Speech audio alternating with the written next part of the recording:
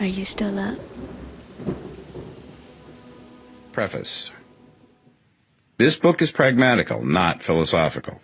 A practical manual, not a treatise upon theories. It is intended for the men and women whose most pressing need is for money, who wish to get rich first and philosophize afterward. It is for those who have, so far, found neither the time, the means, nor the opportunity to go deeply into the study of metaphysics, but who want results and who are willing to take the conclusions of science as a basis for action, without going into all the processes by which those conclusions were reached. It is expected that the reader will take the fundamental statements upon faith, just as he would take statements concerning a law of electrical action if they were promulgated by a Marconi or an Edison, and taking the statements upon faith, that he will prove their truth by acting upon them without fear or hesitation. Every man or woman who does this will certainly get rich, for the science herein applied is an exact science, and failure is impossible. For the benefit, however, of those who wish to investigate philosophical theories and so secure a logical basis for faith, I will here cite certain authorities. The monistic theory of the universe, the theory that one is all and that all is one, that one substance manifests itself as the seeming many elements of the material world, is of Hindu origin and has been gradually winning its way into the thought of the Western world for 200 years. It is the foundation of all the Oriental philosophies and of those of Descartes, Spinoza, Leibniz, Schopenhauer, Hegel, and Emerson. The reader who would dig to the philosophical foundations of this is advised to read Hegel and Emerson for himself. In writing this book, I have sacrificed all other considerations to plainness and simplicity of style, so that all might understand. The plan of action laid down herein was deduced from the conclusions of philosophy. It has been thoroughly tested and bears the supreme test of practical experiment. It works. If you wish to know how the conclusions were arrived at, read the writings of the authors mentioned above. And if you wish to reap the fruits of their philosophies in actual practice, read this book and do exactly as it tells you to do. Chapter 1. The Right to be Rich. Whatever may be said in praise of poverty, the fact remains that it is not possible to live a really complete or successful life unless one is rich. No man can rise to his greatest possible height in talent or soul development unless he has plenty of money. For to unfold the soul and to develop talent, he must have many things to use, and he cannot have these things unless he has money to buy them with. A man develops in mind, soul, and body by making use of these things, and society is so organized that man must have money in order to become the possessor of things. Therefore, the basis of all advancement for man must be the science of getting rich. The object of all life is development, and everything that lives has an inalienable right to all the development it is capable of attaining. Man's right to life means his right to have the free and unrestricted use of all things which may be necessary to his fullest mental, spiritual, and physical unfoldment, or, in other words, his right to be rich. I shall not speak of riches in a figurative way. To be really rich does not mean to be satisfied or contented with a little.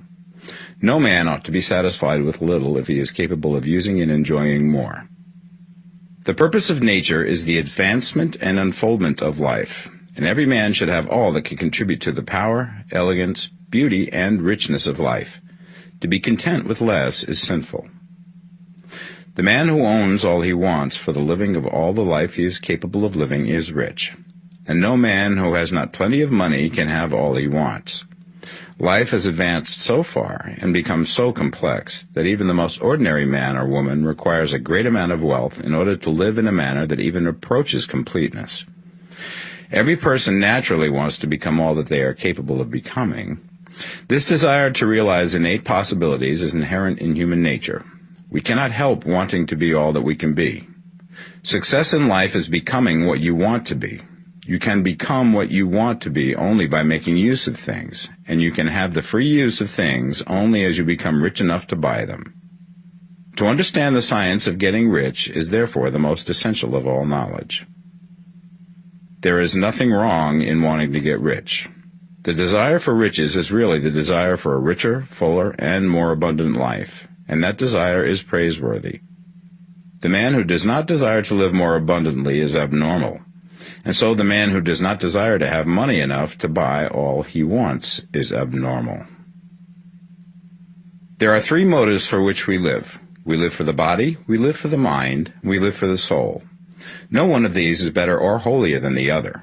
All are alike desirable, and no one of the three, body, mind, or soul, can live fully if either of the others is cut short of full life and expression. It is not right or noble to live only for the soul and deny mind or body, and it is wrong to live for the intellect and deny body or soul. We are all acquainted with the loathsome consequences of living for the body and denying both mind and soul, and we see that real life means the complete expression of all that man can give forth through body, mind, and soul. Whatever he can say, no man can be really happy or satisfied unless his body is living fully in every function, and unless the same is true of his mind and his soul. Wherever there is unexpressed possibility or function not performed, there is unsatisfied desire. Desire is possibility seeking expression, or function seeking performance. Man cannot live fully in body without good food, comfortable clothing, and warm shelter, and without freedom from excessive toil. Rest and recreation are also necessary to his physical life. He cannot live fully in mind without books and time to study them, without opportunity for travel and observation, or without intellectual companionship. To live fully in mind, he must have intellectual recreations and must surround himself with all the objects of art and beauty he is capable of using and appreciating. To live fully in soul, man must have love, and love is denied expression by poverty. A man's highest happiness is found in the bestowal of benefits on those he loves. Love finds its most natural and spontaneous expression in giving. The man who has nothing to give cannot fill his place as a husband or father, as a citizen or as a man. It is in the use of material things that a man finds full life for his body, develops his mind, and unfolds his soul. It is therefore of supreme importance to him that he should be rich. It is perfectly right that you should desire to be rich. If you are a normal man or woman, you cannot help doing so. It is perfectly right that you should give your best attention to the science of getting rich, for it is the noblest and most necessary of all studies. If you neglect this study, you are derelict in your duty to yourself, to God, and humanity, for you can render to God and humanity no greater service than to make the most of yourself. Chapter 2. There is a science of getting rich. There is a science of getting rich, and it is an exact science, like algebra or arithmetic. There are certain laws which govern the process of acquiring riches. Once these laws are learned and obeyed by any man, he will get rich with mathematical certainty. The ownership of money and property comes as a result of doing things in a certain way. Those who do things in this certain way, whether on purpose or accidentally, get rich, while those who do not do things in this certain way, no matter how hard they work or how able they are, remain poor. It is a natural law that like causes always produce like effects, and therefore any man or woman who learns to do things in this certain way will infallibly get rich. That the above statement is true is shown by the following facts. Getting rich is not a matter of environment, for if it were, all the people in certain neighborhoods would become wealthy. The people of one city would all be rich, while those of other towns would all be poor. Or the inhabitants of one state would roll in wealth, and those of an adjoining state would be in poverty. But everywhere we see rich and poor living side by side, in the same environment, and often engaged in the same vocations. When two men are in the same locality and in the same business, and one gets rich while the other remains poor, it shows that getting rich is not primarily a matter of environment. Some environments may be more favorable than others, but when two men in the same business are in the same neighborhood, and one gets rich while the other fails, it indicates that getting rich is the result of doing things in a certain way. And further, the ability to do things in this certain way is not due solely to the possession of talent, for many people who have great talent remain poor, while others who have very little talent get rich. Studying the people who have gotten rich, we find that they are an average lot in all respects, having no greater talents and abilities than other men. It is evident that they do not get rich because they possess talents and abilities that other men have not, but because they happen to do things in a certain way. Getting rich is not the result of saving or thrift. Many very penurious people are poor, while free spenders often get rich. Nor is getting rich due to doing things which others fail to do. For two men in the same business often do almost exactly the same things, and one gets rich while the other remains poor or becomes bankrupt. From all these things, we must come to the conclusion that getting rich is the result of doing things in a certain way. If getting rich is the result of doing things in a certain way, then any man or woman who can do things in that way can become rich, and the whole matter is brought within the domain of exact science. The question arises here whether this certain way may not be so difficult that only a few may follow it. This cannot be true, as we have seen, so far as natural ability is concerned. Talented people get rich, and blockheads get rich. Intellectually brilliant people get rich, and very stupid people get rich. Physically strong people get rich, and weak and sickly people get rich.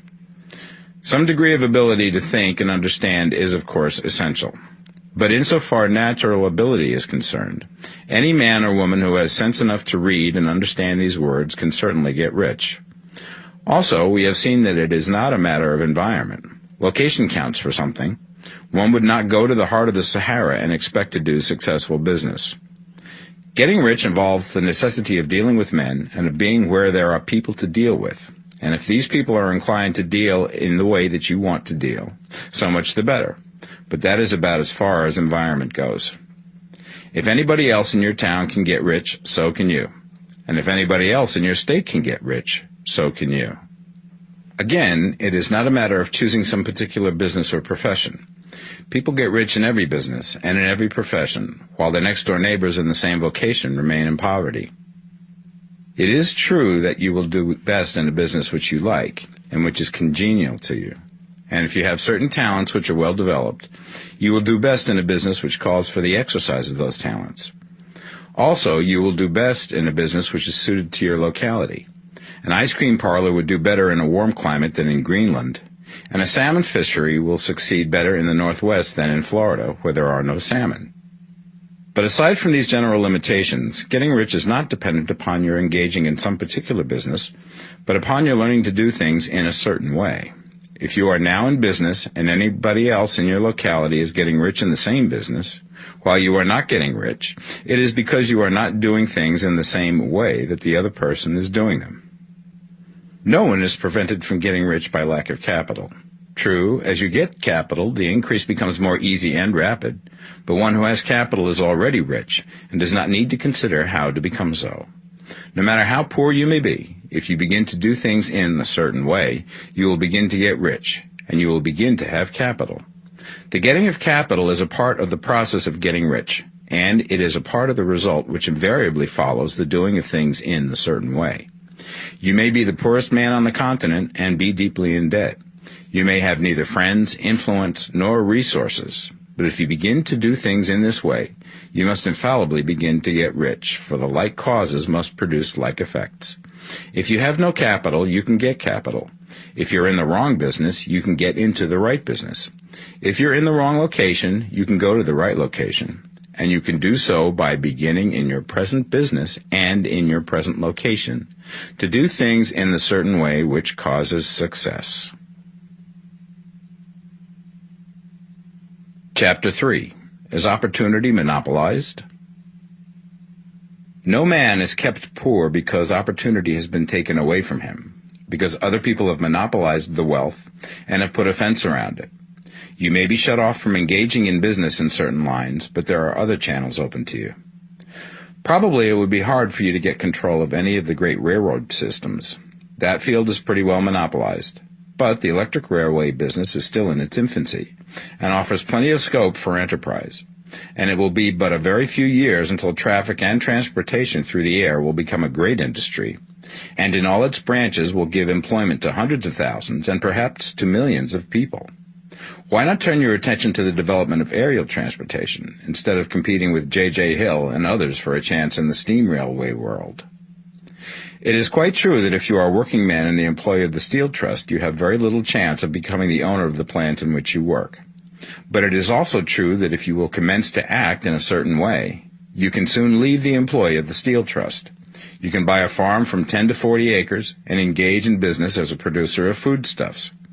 There is great opportunity at this time for men who will live upon small tracts of land and cultivate the same intensively, Such men will certainly get rich. You may say that it is impossible for you to get the land, but I'm going to prove to you that it is not impossible, and that you can certainly get a farm if you will go to work in a certain way. At different periods, the tide of opportunity sets in different directions, according to the needs of the whole, and the particular stage of social evolution which has been reached. At present, in America, it is setting towards agricultural and the allied industries and professions. Today, opportunity is open before the factory worker in his line.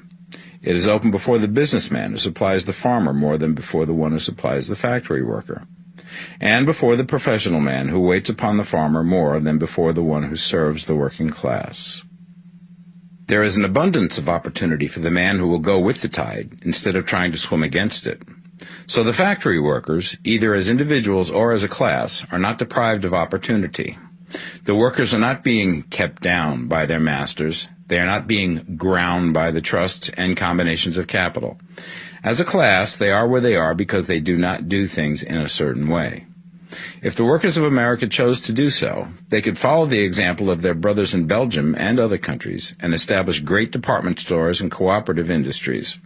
They could elect men of their own class to office and pass laws favoring the development of such cooperative industries, and in a few years they could take peaceable possession of the industrial field. The working class may become the master class whenever they will begin to do things in a certain way. The law of wealth is the same for them as it is for all others. This they must learn, and they will remain where they are as long as they continue to do as they do. The individual worker, however, is not held down by the ignorance or the mental slothfulness of his class. He can follow the tide of opportunity to riches, and this book will tell him how. No one is kept in poverty by a shortness in the supply of riches. There is more than enough for all. A palace as large as the Capitol in Washington might be built for every family on earth from the building material in the United States alone.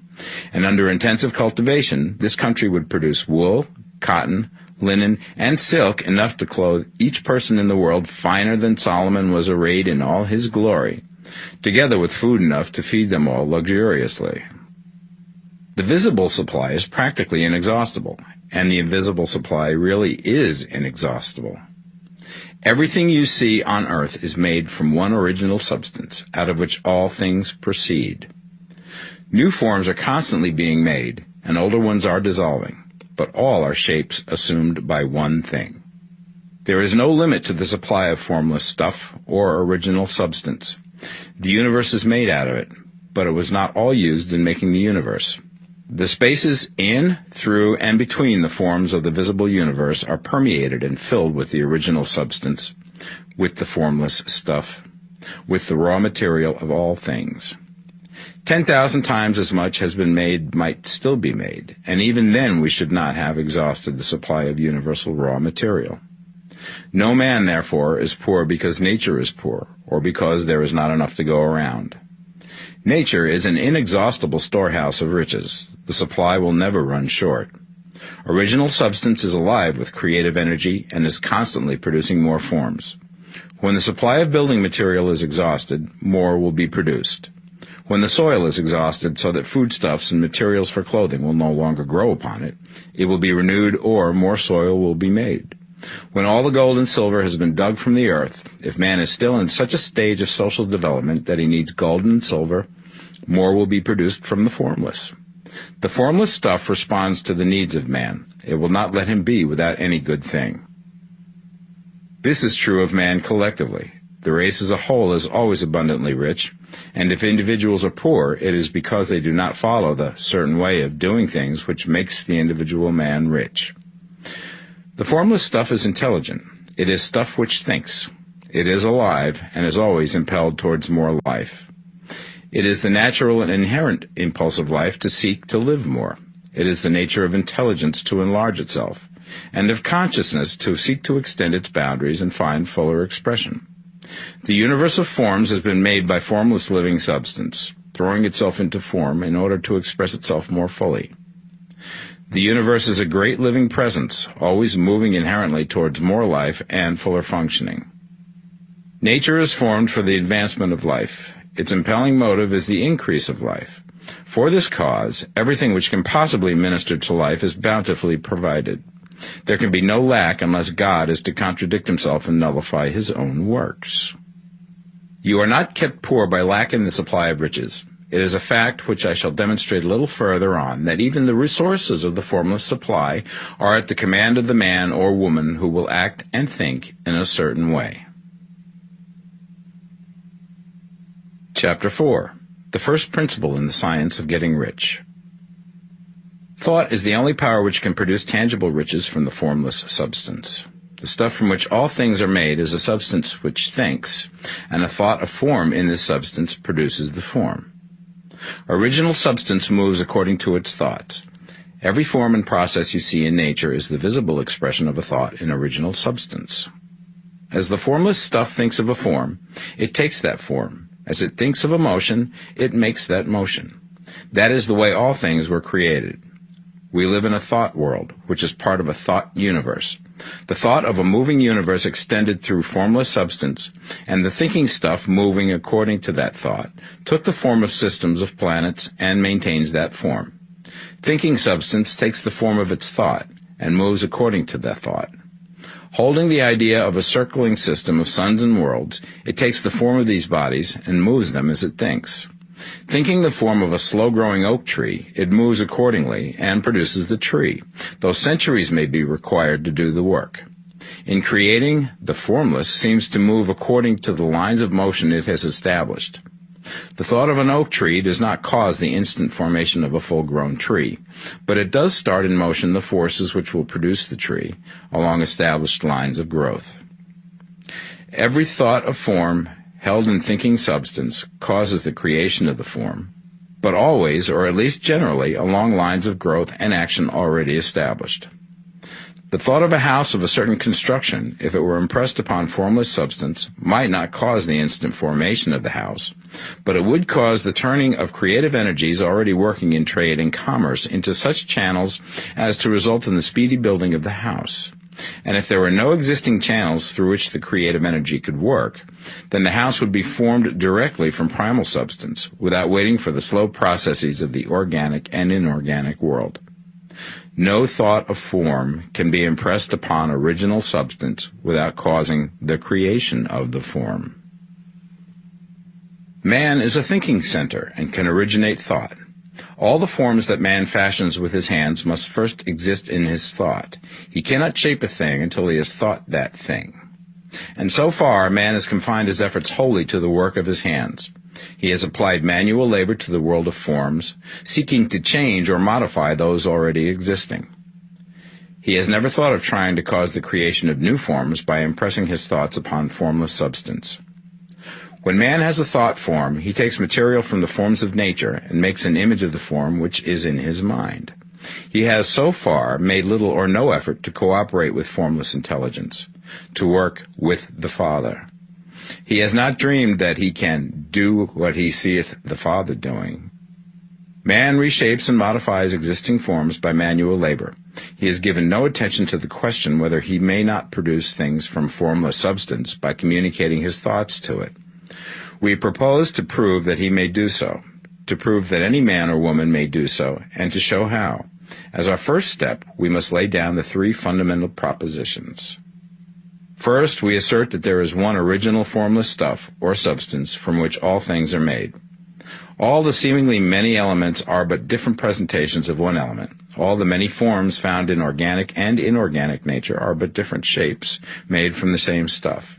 And this stuff is thinking stuff. A thought held in it produces the form of the thought. Thought, in thinking substance, produces shapes. Man is a thinking center, capable of original thought. If a man can communicate his thought to original thinking substance, he can cause the creation or formation of the thing he thinks about. To summarize this, there is a thinking stuff from which all things are made, and which, in its original state, permeates, penetrates, and fills the interspaces of the universe. A thought in this substance produces the thing that is imaged by the thought. Man can form things in his thought, and, by impressing his thought upon formless substance, can cause the thing he thinks about to be created. It may be asked if I can prove these statements, and without going into details, I answer that I can do so, both by logic and experience. Reasoning back from the phenomena of form and thought, I come to one original thinking substance. And reasoning forward from that thinking substance, I come to man's power to cause the formation of the thing he thinks about. And by experiment, I find the reasoning true. And this is my strongest proof. If one man who reads this book gets rich by doing what it tells him to do, that is evidence in support of my claim. But if every man who does what it tells him to do gets rich, that is proof positive until someone goes through the process and fails. The theory is true until the process fails, and this process will not fail. For every man who does exactly what this book tells him to do will get rich. I have said that men get rich by doing things in a certain way. And in order to do so, men must become able to think in a certain way. A man's way of doing things is the direct result of the way he thinks about things. To do things in a way that you want to do them, you will have to acquire the ability to think the way you want to think. This is the first step towards getting rich. To think what you want to think is to think truth, regardless of appearances. Every man has the natural and inherent power to think what he wants to think, but it requires far more effort to do so than it does to think the thoughts which are suggested by appearances. To think according to appearance is easy. To think truth regardless of appearances is laborious, and requires the expenditure of more power than any other work man is called upon to perform. There is no labor from which most people shrink as they do from that of sustained and consecutive thought. It is the hardest work in the world. This is especially true when truth is contrary to appearances. Every appearance in the visible world tends to produce a corresponding form in the mind which observes it, and this can only be prevented by holding the thought of the truth. To look upon the appearance of disease will produce the form of disease in your own mind and ultimately in your body, unless you hold the thought of the truth, which is that there is no disease. It is only an appearance, and the reality is health. To look upon the appearances of poverty will produce corresponding forms in your own mind. Unless you hold to the truth that there is no poverty, there is only abundance. To think health when surrounded by the appearance of disease, or to think riches when in the midst of appearances of poverty, requires power. But he who acquires this power becomes a master mind. He can conquer fate. He can have what he wants. This power can only be acquired by getting hold of the basic fact which is behind all appearances. And that fact is that there is one thinking substance, from which and by which all things are made. Then we must grasp the truth that every thought held in this substance becomes a form, and that man can so impress his thoughts upon it as to cause them to take form and become visible things. When we realize this, we lose all doubt and fear, for we know that we can create what we want to create, and we can get what we want to have, and can become what we want to be. As a first step towards getting rich, you must believe the three fundamental statements given previously in this chapter, and in order to emphasize them, I repeat them here. There is a thinking stuff from which all things are made, and which, in its original state, permeates, penetrates, and fills the interspaces of the universe. A thought in this substance produces the thing that is imaged by the thought. Man can form things in his thought, and by impressing his thought upon formless substance, can cause the thing he thinks about to be created. You must lay aside all other concepts of the universe than this monistic one, and you must dwell upon this until it is fixed in your mind and has become your habitual thought. Read these creed statements over and over again. Fix every word upon your memory, and meditate upon them until you firmly believe what they say. If a doubt comes to you, cast it aside as a sin. Do not listen to arguments against this idea. Do not go to churches or lectures where a contrary concept of things is taught or preached. Do not read magazines or books which teach a different idea. If you get mixed up in your faith, all your efforts will be in vain. Do not ask why these things are true, nor speculate as to how they can be true. Simply take them on trust. The science of getting rich begins with the absolute acceptance of this faith. Chapter 5. Increasing Life. You must get rid of the last vestige of the old idea that there is a deity whose will it is that you should be poor, or whose purposes may be served by keeping you in poverty. The intelligent substance which is all, and in all, which lives in all and lives in you, is a consciously living substance. Being a consciously living substance, it must have the nature and inherent desire of every living intelligence for increase of life. Every living thing must continually seek for the enlargement of its life, because life, in the mere act of living, must increase itself. A seed, dropped into the ground, springs into activity, and in the act of living produces 100 more seeds. Life, by living, multiplies itself. It is forever becoming more. It must do so if it continues to be at all. Intelligence is under the same necessity for continuous increase. Every thought we think makes it necessary for us to think another thought. Consciousness is continually expanding. Every fact we learn leads us to the learning of another fact. Knowledge is continually increasing. Every talent we cultivate brings to the mind the desire to cultivate another talent. We are subject to the urge of life, seeking expression, which ever drives us on to know more, to do more, and to be more. In order to know more, do more, and be more, we must have more. We must have things to use, for we learn and do and become only by using things. We must get rich so that we can live more. The desire for riches is simply the capacity for larger life seeking fulfillment. Every desire is the effort of an unexpressed possibility to come into action. It is power seeking to manifest which causes desire. That which makes you want more money is the same as that which makes the plant grow. It is life, seeking fuller expression. The one living substance must be subject to this inherent law of all life. It is permeated with the desire to live more. That is why it is under the necessity of creating things. The one substance desires to live more in you. Hence, it wants you to have all the things you can use. It is the desire of God that you should get rich. He wants you to get rich because he can express himself better through you if you have plenty of things to use in giving him expression. He can live more in you if you have unlimited command of the means of life. The universe desires you to have everything you want to have. Nature is friendly to your plans. Everything is naturally for you. Make up your mind that this is true. It is essential, however, that your purpose should harmonize with the purpose that is in all. You must want real life, not mere pleasure of sensual gratification. Life is the performance of function, and the individual really lives only when he performs every function, physical, mental, and spiritual, of which he is capable, without excess in any. You do not want to get rich in order to live swinishly, for the gratification of animal desires, that is not life.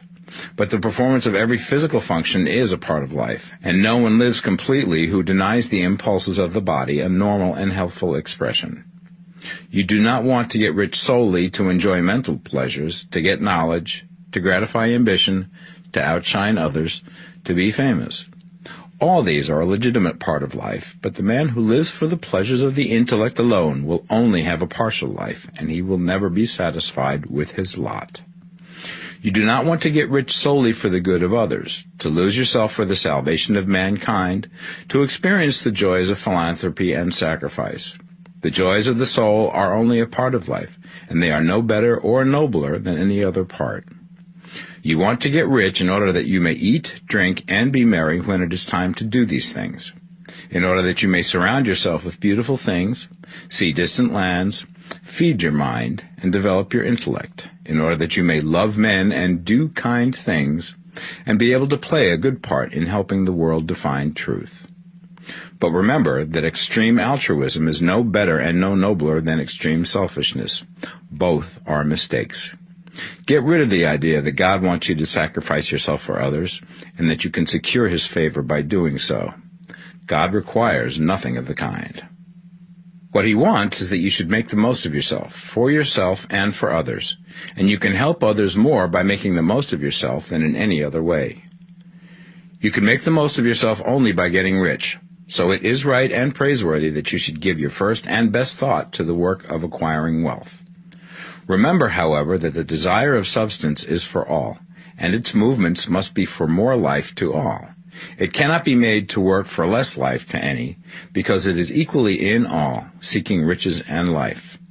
Intelligent substance will make things for you, but it will not take things away from someone else and give them to you. You must get rid of the thought of competition. You are to create, not to compete for what is already created. You do not have to take anything away from anyone. You do not have to drive sharp bargains. You do not have to cheat or to take advantage. You do not need to let any man work for you for less than he earns. You do not have to covet the property of others or to look at it with wishful eyes. No man has anything of which you cannot have the like, and that without taking what he has away from him. You are to become a creator, not a competitor. You are going to get what you want, but in such a way that when you get it, every other man will have more than he has now. I am aware that there are men who get a vast amount of money by proceeding in direct opposition to the statements in the paragraph above, and may add a word of explanation here. Men of the plutocratic type who become very rich do so sometimes purely by their extraordinary ability on the plane of competition, and sometimes they unconsciously relate themselves to substance and its great purposes and movements for the general racial upbuilding through industrial evolution. Rockefeller, Carnegie, Morgan, et al. Have been the unconscious agents of the supreme in the necessary work of systematizing and organizing productive industry, and in the end, their work will contribute immensely towards increased life for all. Their day is nearly over. They have organized production, and will soon be succeeded by the agents of the multitude, who will organize the machinery of distribution. The multimillionaires are like the monster reptiles of the prehistoric eras. They play a necessary part in the evolutionary process, but the same power which produced them will dispose of them, and it is well to bear in mind that they have never been really rich. A record of the private lives of most of this class will show that they have really been the most abject and wretched of the poor. Riches secured on the competitive plane are never satisfactory and permanent. They are yours today and another's tomorrow. Remember, if you are to become rich in a scientific and certain way, you must rise entirely out of the competitive thought. You must never think for a moment that the supply is limited. Just as soon as you begin to think that all the money is being cornered and controlled by bankers and others, and that you must exert yourself to get laws passed to stop this process, and so on, in that moment you drop into the competitive mind, and your power to cause creation is gone for the time being. And what is worse, you will probably arrest the creative movements you have already instituted. Know that there are countless millions of dollars worth of gold in the mountains of the earth, not yet brought to light, and know that if there were not, more would be created from thinking substance to supply your needs. Know that the money you need will come, even if it is necessary for 1,000 men to be led to the discovery of new gold mines tomorrow. Never look at the visible supply. Look always at the limitless riches in formless substance, and know that they are coming to you as fast as you can receive and use them.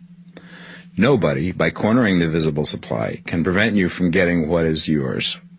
So never allow yourself to think for an instant that all the best building spots will be taken before you get ready to build your house, unless you hurry. Never worry about the trusts and combines, and get anxious for fear that they will soon come to own the whole earth. Never get afraid that you will lose what you want because some other person beat you to it. That cannot possibly happen. You are not seeking anything that is possessed by anybody else. You are causing what you want to be created from formless substance, and the supply is without limits. Stick to the formulated statement. There is a thinking stuff from which all things are made, and which, in its original state, permeates, penetrates, and fills the interspaces of the universe. A thought in this substance produces the thing that is imaged by the thought. Man can form things in his thought, and by impressing his thought upon formless substance, can cause the thing he thinks about to be created. Chapter 6. How Riches Come to You. When I say that you do not have to drive sharp bargains, I do not mean that you do not have to drive any bargains at all, or that you are above the necessity for having any dealings with your fellow men. I mean that you will not need to deal with them unfairly. you do not have to get something for nothing, but can give to every man more than you take from him. You cannot give every man more in cash market value than you take from him, but you can give him more in use value than the cash value of the thing you take from him. The paper, ink, and other material in this book may not be worth the money you pay for it, but if the ideas suggested by it bring you thousands of dollars, you have not been wronged by those who sold it to you. They have given you a great use value for a small cash value. Let us suppose that I own a picture by one of the great artists, which in any civilized community is worth thousands of dollars. I take it to Baffin Ray, and by salesmanship induce an Eskimo to give a bundle of furs worth $500 for it. I have really wronged him, for he has no use for the picture. It has no value to him. It will not add to his life. But suppose I give him a gun worth $50 for his furs. Then he has made a good bargain. He has use for the gun. It will get him many more furs and much food. It will add to his life in every way. It will make him rich. When you rise from the competitive to the creative plane, you can scan your business transactions very strictly, and if you are selling any man anything which does not add more to his life than the thing he gives you in exchange, you can afford to stop it. You do not have to beat anybody in business, and if you are in a business which does beat people, get out of it at once. Give every man more in use value than you take from him in cash value. Then you are adding to the life of the world by every business transaction. If you have people working for you, you must take from them more in cash value than you pay them in wages. But you can so organize your business that it will be filled with the principle of advancement, and so that each employee who wishes to do so may advance a little every day. You can make your business do for your employees what this book is doing for you. You can so conduct your business that it will be a sort of ladder, by which every employee who will take the trouble may climb to riches himself, and, given the opportunity, if he will not do so, it is not your fault. And finally, because you are to cause the creation of your riches from formless substance which permeates all your environment, it does not follow that they are to take shape from the atmosphere and come into being before your eyes. If you want a sewing machine, for instance, I do not mean to tell you that you are to impress the thought of a sewing machine on thinking substance until the machine is formed without hands, in the room where you sit or elsewhere. But if you want a sewing machine, hold the mental image of it with the most positive certainty that it is being made, or is on its way to you. After once forming the thought, have the most absolute and unquestioning faith that the sewing machine is coming. Never think of it, or speak of it, in any other way than as being sure to arrive. Claim it as already yours. It will be brought to you by the power of the Supreme Intelligence, acting upon the minds of men. If you live in Maine, it may be that a man will be brought from Texas or Japan to engage in some transaction which will result in your getting what you want.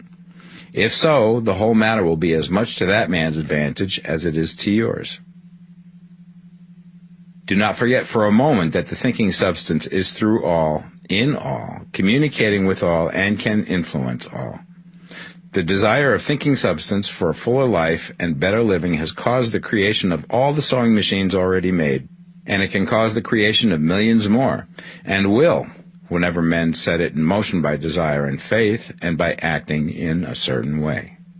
You can certainly have a sewing machine in your house, and it is just as certain that you can have any other thing or things which you want, and which you will use for the advancement of your own life and the lives of others. You need not hesitate about asking largely. It is your Father's pleasure to give you the kingdom, said Jesus. Original substance wants to live all that is possible in you, and wants you to have all that you can or will use for the living of the most abundant life. If you fix upon your consciousness the fact that the desire you feel for the possession of riches is one with a desire of omnipotence for more complete expression, your faith becomes invincible. Once I saw a little boy sitting at a piano, and vainly tried to bring harmony out of the keys, and I saw that he was grieved and provoked by his inability to play real music. I asked him the cause of his vexation, and he answered, "I can feel the music in me, but I can't make my hands go right." The music in him was the urge of original substance, containing all the possibilities of all life. All that there is of music was seeking expression through the child. God, the one substance, is trying to live and do and enjoy things through humanity. He is saying, I want hands to build wonderful structures, to play divine harmonies, to paint glorious pictures. I want feet to run my errands, eyes to see my beauties, tongues to tell mighty truths and to sing marvelous songs, and so on. All that there is of possibility is seeking expression through men. God wants those who can play music to have pianos and every other instrument, and to have the means to cultivate their talents to the fullest extent. He wants those who can appreciate beauty to be able to surround themselves with beautiful things. He wants those who can discern truth to have every opportunity to travel and observe. He wants those who can appreciate dress to be beautifully clothed, and those who can appreciate good food to be luxuriously fed. He wants all these things because it is himself that enjoys and appreciates them. It is God who wants to play and sing and enjoy beauty and proclaim truth and wear fine clothes and eat good food. It is God that worketh in you to will and to do, said Paul. The desire you feel for riches is the infinite, seeking to express himself in you as he sought to find expression in the little boy at the piano. So you need not hesitate to ask largely. Your part is to focalize and express the desire to God. This is a difficult point with most people. They retain some of the old idea that poverty and self-sacrifice are pleasing to God. They look upon poverty as a part of the plan, a necessity of nature. They have the idea that God has finished his work and made all that he can make, and that the majority of men must stay poor because there is not enough to go around. They hold to so much of this erroneous thought that they feel ashamed to ask for wealth. They try not to want more than a very modest competence, just enough to make them fairly comfortable. I recall now the case of one student who was told that he must get in mind a clear picture of the things he desired, so that the creative thought of them might be impressed upon formless substance. He was a very poor man, living in a rented house, and having only what he earned from day to day, and he could not grasp the fact that all wealth was his. So, after thinking the matter over, he decided that he might reasonably ask for a new rug for the floor of his best room, and an anthracite coal stove to heat the house during the cold weather. Following the instructions given in this book, he obtained these things in a few months, and then it dawned upon him that he had not asked enough. He went through the house in which he lived and planned all the improvements he would like to make in it. He mentally added a bay window here and a room there until it was complete in his mind as an ideal home, and then he planned its furnishings. Holding the whole picture in his mind, he began living in the certain way and moving towards what he wanted. And he now owns the house and is rebuilding it after the form of his mental image. And now, with still larger faith, he is going to get greater things. It has been unto him according to his faith, and it is so with you and with all of us. Chapter 7. Gratitude. The illustrations given in the last chapter will have conveyed the fact that the first step towards getting rich is to convey the idea of your wants to the formless substance. This is true, and you will see that in order to do so, it becomes necessary to relate yourself to the formless intelligence in a harmonious way. To secure this harmonious relation is a matter of such primary and vital importance that I shall give some space to its discussion here, and give you instructions which, if you will follow them, will be certain to bring you into perfect unity of mind with God. The whole process of mental adjustment and atonement can be summed up in one word: gratitude. First, you believe that there is one intelligent substance from which all things proceed. Second, you believe that this substance gives you everything you desire. And third, you relate yourself to it by a feeling of deep and profound gratitude. Many people who order their lives rightly in all other ways are kept in poverty by their lack of gratitude. Having received one gift from God, they cut the wires which connect them with Him by failing to make acknowledgement. It is easy to understand that the nearer we live to the source of wealth, the more wealth we shall receive. And it is easy also to understand that the soul that is always grateful lives in closer touch with God than the one which never looks to Him in thankful acknowledgement. The more gratefully we fix our minds on the Supreme when good things come to us, the more good things we will receive, and the more rapidly they will come. And the reason simply is that the mental attitude of gratitude draws the mind into closer touch with the source from which the blessings come. If it is a new thought to you that gratitude brings your whole mind into closer harmony with the creative energies of the universe, consider it well, and you will see that it is true. The good things you already have come to you along the line of obedience to certain laws. Gratitude will lead your mind out along the ways by which things come, and it will keep you in close harmony with creative thought and prevent you from falling into competitive thought. Gratitude alone can keep you looking towards the all and prevent you from falling into the error of thinking of the supply as limited, and to do that would be fatal to your hopes. There is a law of gratitude, and it is absolutely necessary that you should observe the law if you are to get the results you seek. The law of gratitude is the natural principle that action and reaction are always equal and in opposite directions. The grateful outreaching of your mind in thankful praise to the Supreme is a liberation or expenditure of force. It cannot fail to reach that to which it is addressed, and the reaction is an instantaneous movement towards you. Draw nigh unto God, and he will draw nigh unto you. That is a statement of psychological truth. And if your gratitude is strong and constant, the reaction in formless substance will be strong and continuous. The movement of the things you want will always be towards you. Notice the grateful attitude that Jesus took. How he always seemed to be saying, I thank thee, Father, that thou hearest me. You cannot exercise much power without gratitude, for it is gratitude that keeps you connected with power. But the value of gratitude does not consist solely in getting you more blessings in the future. Without gratitude, you cannot long keep from dissatisfied thought regarding things as they are. The moment you permit your mind to dwell with dissatisfaction upon things as they are, you begin to lose ground. You fix attention upon the common, the ordinary, the poor, and the squalid and mean, and your mind takes the form of these things.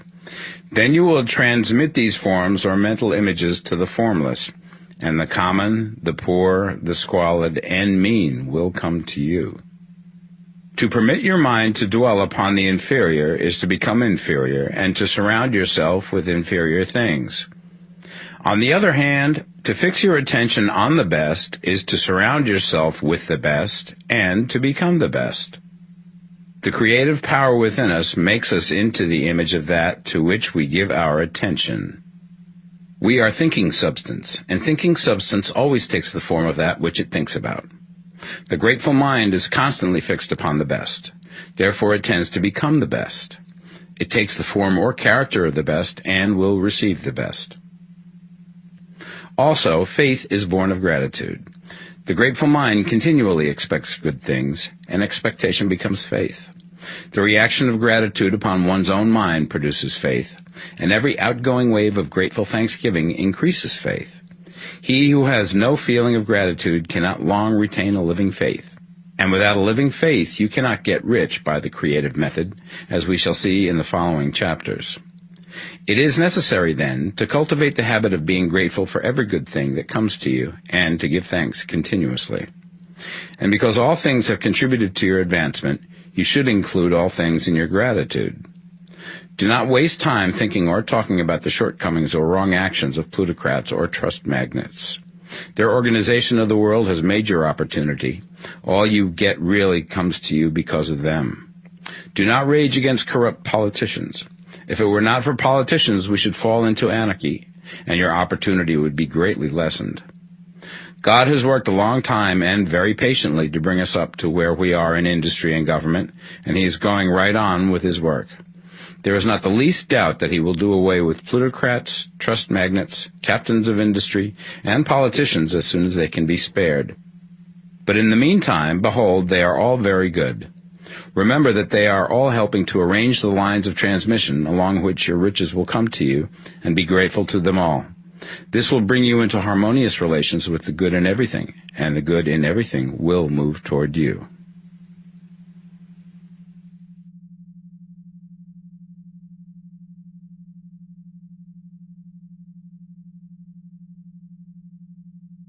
The Science of Getting Rich, Part 2. Chapter 8. Thinking in the Certain Way. You must form a clear and definite mental picture of what you want. You cannot transmit an idea unless you have it yourself. You must have it before you can give it, and many people fail to impress thinking substance because they have themselves only a vague and misty concept of the things they want to do, to have, or to become. It is not enough that you should have a general desire for wealth to do good with. Everybody has that desire. It is not enough that you should have a wish to travel, see things, live more, etc. Everybody has those desires also. If you were going to send a wireless message to a friend, you would not send the letters of the alphabet in their order and let him construct the message for himself, nor would you take words at random from the dictionary. You would send a coherent sentence, one which meant something.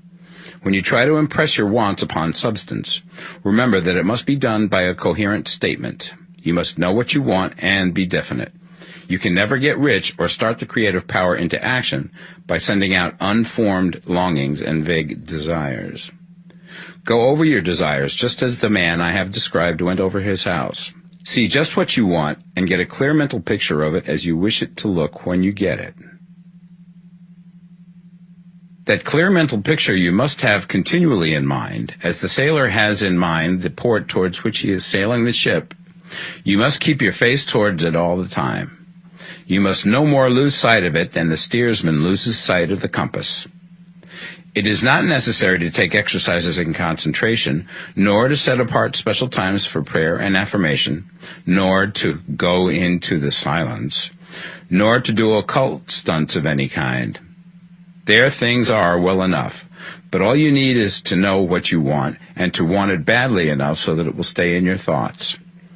Spend as much of your leisure time as you can in contemplating your picture, but no one needs to take exercises to concentrate his mind on a thing which he really wants. It is the things you do not really care about which require effort to fix your attention upon them. And unless you really want to get rich, so that the desire is strong enough to hold your thoughts directly to the purpose, as the magnetic pole holds the needle of the compass, it will hardly be worthwhile for you to try to carry out the instructions given in this book. The methods herein set forth are for people whose desire for riches is strong enough to overcome mental laziness and the love of ease, and make them work. The more clear and definite you make your pictures then, and the more you dwell upon it, bringing out all of its delightful details, the stronger your desire will be. And the stronger your desire, the easier it will be to hold your mind fixed upon the picture of what you want. Something more is necessary, however, than merely to see the picture clearly. If that is all you do, you are only a dreamer, and will have little or no power for accomplishment. Behind your clear vision must be the purpose to realize it, to bring it out in tangible expression. And behind this purpose must be an invincible and unwavering faith that the thing is already yours, that it is at hand, and you have only to take possession of it. Live in the new house mentally until it takes form around you physically. In the mental realm, enter at once into full enjoyment of the things you want. Whatsoever things ye ask for when ye pray, believe that ye receive them, and ye shall have them, said Jesus. See the things you want as if they were actually around you all the time. See yourself as owning and using them. Make use of them in imagination, just as you will use them when they are your tangible possessions. Dwell upon your mental picture until it is clear and distinct, and then take the mental attitude of ownership towards everything in that picture. Take possession of it in mind, in the full faith that it is actually yours. Hold to this mental ownership. Do not waver for an instant in the faith that it is real. And remember what was said in the preceding chapter about gratitude. Be as thankful for it all the time as you expect to be when it has taken form.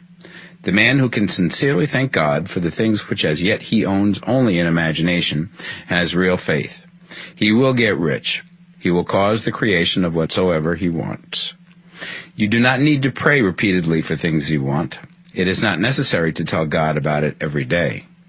Use not vain repetitions as the heathens do, said Jesus to his pupils.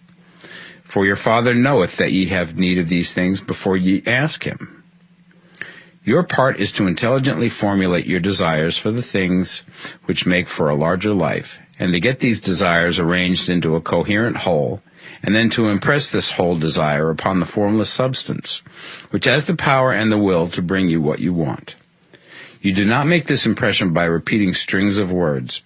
You make it by holding the vision with unshakable purpose to attain it, and with steadfast faith that you do attain it.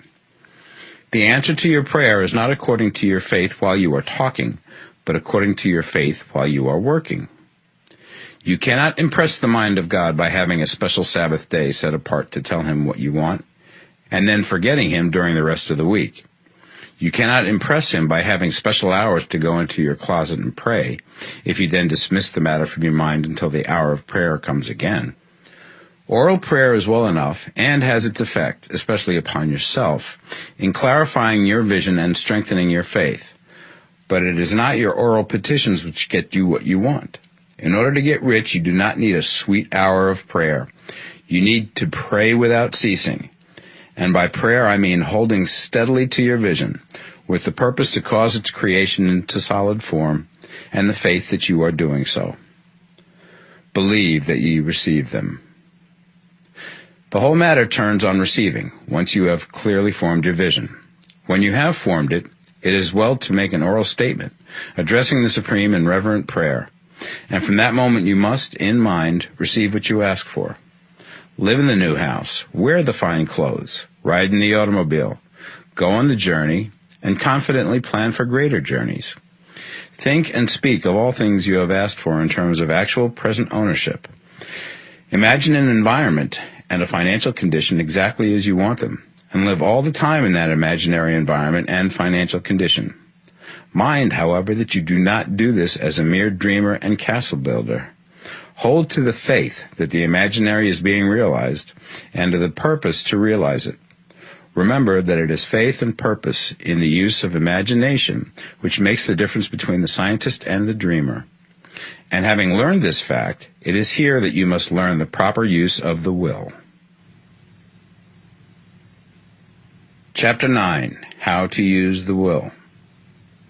To set about getting rich in a scientific way, you do not try to apply your willpower to anything outside of yourself. You have no right to do so anyway. It is wrong to apply your will to other men and women in order to get them to do what you wish done. It is as flagrantly wrong to coerce people by mental power as it is to coerce them by physical power. If compelling people by physical force to do things for you reduces them to slavery, compelling them by mental means accomplishes exactly the same thing. The only difference is in methods. If taking things from people by physical force is robbery, then taking things by mental force is robbery also. There is no difference in principle. You have no right to use your willpower upon another person, even for his own good, for you do not know what is for his good.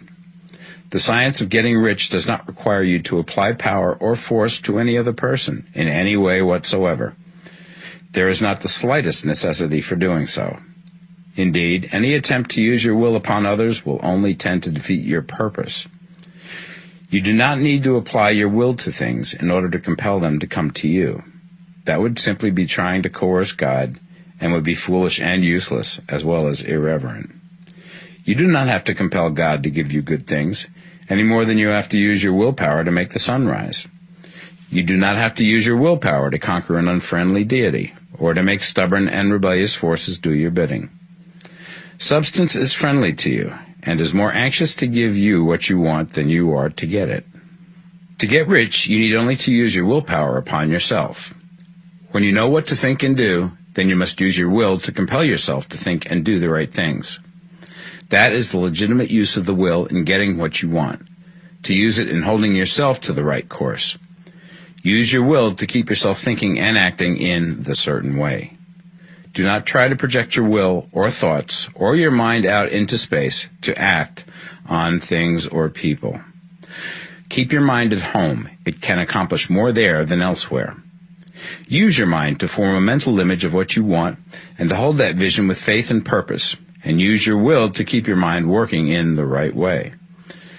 The more steady and continuous your faith and purpose, the more rapidly you will get rich, because you will make only positive impressions upon substance, and you will not neutralize or offset them by negative impressions.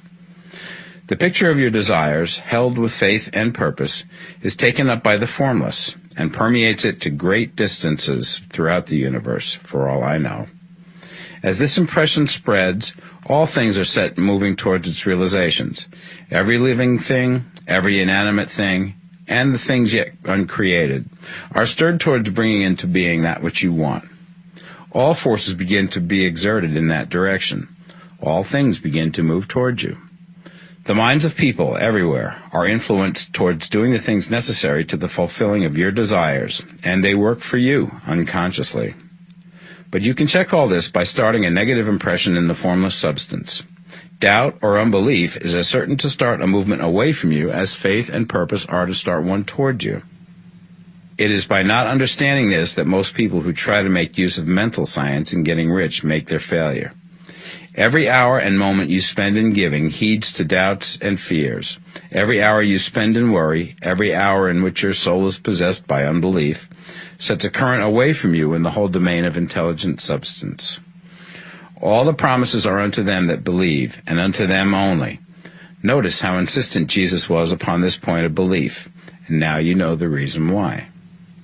Since belief is all important, it behooves you to guard your thoughts, and as your beliefs will be shaped to a very great extent by the things you observe and think about, it is important that you should command your attention. And here the will comes into use, for it is by your will that you determine upon what things your attention shall be fixed. If you want to become rich, you must not make a study of poverty. Things are not brought into being by thinking about their opposites. Health is never to be attained by studying disease and thinking about disease. Righteousness is not to be promoted by studying sin and thinking about sin. And no one ever got rich by studying poverty and thinking about poverty. Medicine as a science of disease has increased disease. Religion as a science of sin has promoted sin. And economics as a study of poverty will fill the world with wretchedness and want. Do not talk about poverty. Do not investigate it or concern yourself with it. Never mind what its causes are. You have nothing to do with them. What concerns you is the cure. Do not spend your time in charitable work or charity movements. All charity only tends to perpetuate the wretchedness it aims to eradicate. I do not say that you should be hard-hearted or unkind and refuse to hear the cry of need, but you must not try to eradicate poverty in any of the conventional ways. Put poverty behind you, and put all that pertains to it behind you, and make good. Get rich. That is the best way you can help the poor. And you cannot hold the mental image which is to make you rich if you fill your mind with pictures of poverty. Do not read books or papers which give circumstantial accounts of the wretchedness of the tenement dwellers, of the horrors of child labor, and so on. Do not read anything which fills your mind with gloomy images of want and suffering. You cannot help the poor in the least by knowing about these things, and the widespread knowledge of them does not tend at all to do away with poverty. What tends to do away with poverty is not getting the pictures of poverty into your mind, but getting pictures of wealth into the minds of the poor. You are not deserting the poor in their misery when you refuse to allow your mind to be filled with pictures of that misery. Poverty can be done away with, not by increasing the number of well-to-do people who think about poverty, but by increasing the number of poor people who purpose with faith to get rich. The poor do not need charity, they need inspiration. Charity only sends them a loaf of bread to keep them alive in their wretchedness, or give them an entertainment to make them forget for an hour or two. But inspiration will cause them to rise out of their misery. If you want to help the poor, demonstrate to them that they can become rich. Prove it by getting rich yourself. The only way in which poverty will ever be banished from this world is by getting a large and constantly increasing number of people to practice the teachings of this book. People must be taught to become rich by creation, not by competition. Every man who becomes rich by competition throws down behind him the ladder by which he rises and keeps others down. But every man who gets rich by creation opens a way for thousands to follow him and inspires them to do so. You are not showing hardness of heart or an unfeeling disposition when you refuse to pity poverty, see poverty, read about poverty, or think or talk about it, or to listen to those who do talk about it. Use your willpower to keep your mind off the subject of poverty and to keep it fixed with faith and purpose on the vision of what you want. Chapter 10. Further Use of the Will. You cannot retain a true and clear vision of wealth if you are constantly turning your attention to opposing pictures, whether they be external or imaginary. Do not tell of your past troubles of a financial nature, if you've had them. Do not think of them at all. Do not tell of the poverty of your parents or the hardships of your early life. To do any of these things is to mentally class yourself with the poor for the time being, and it will certainly check the movement of things in your direction. Let the dead bury their dead, as Jesus said. Put poverty and all things that pertain to poverty completely behind you. You have accepted a certain theory of the universe as being correct, and are resting all your hopes of happiness on its being correct. And what can you gain by giving heed to conflicting theories? Do not read religious books which tell you that the world is soon coming to an end, and do not read the writing of muckrakers and pessimistic philosophers who tell you that it is going to the devil. The world is not going to the devil. It is going to God. It is wonderful becoming. True, there may be a good many things in existing conditions which are disagreeable, but what is the use of studying them when they are certainly passing away, and when the study of them only tends to check their passing and keep them with us? Why give time and attention to things which are being removed by evolutionary growth, when you can hasten their removal only by promoting the evolutionary growth as far as your part of it goes?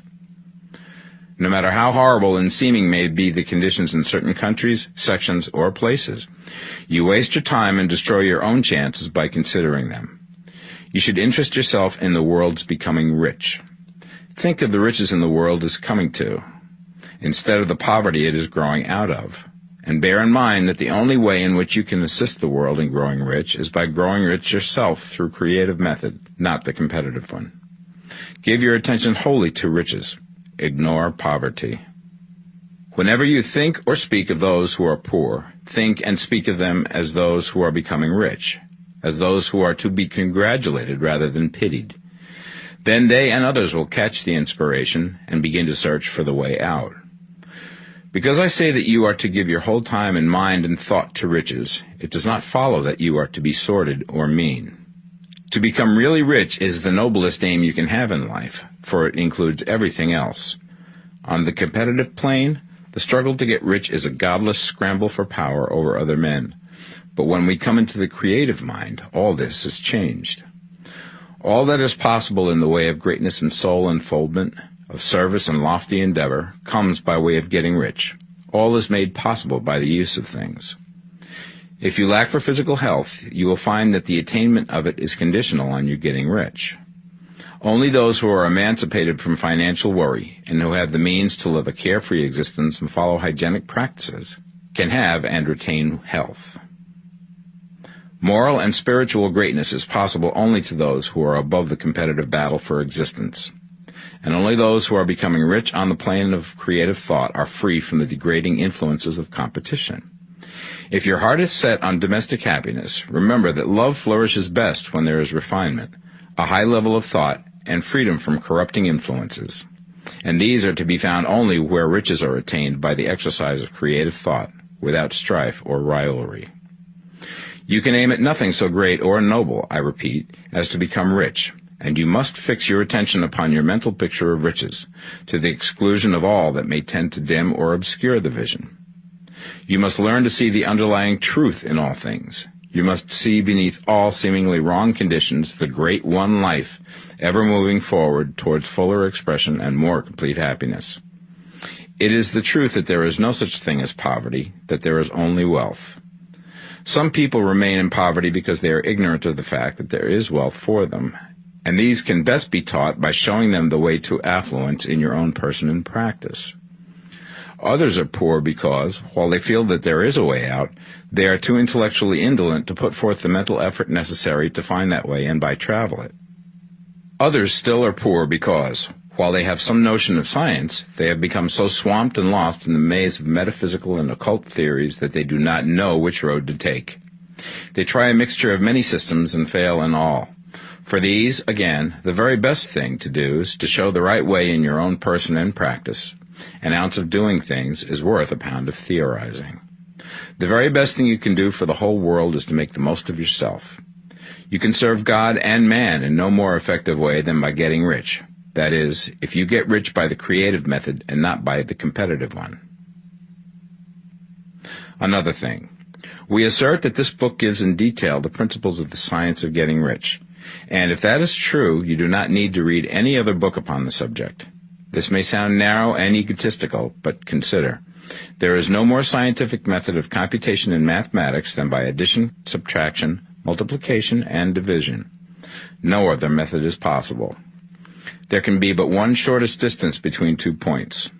There is only one way to think scientifically, and that is to think in the way that leads by the most direct and simple route to the goal.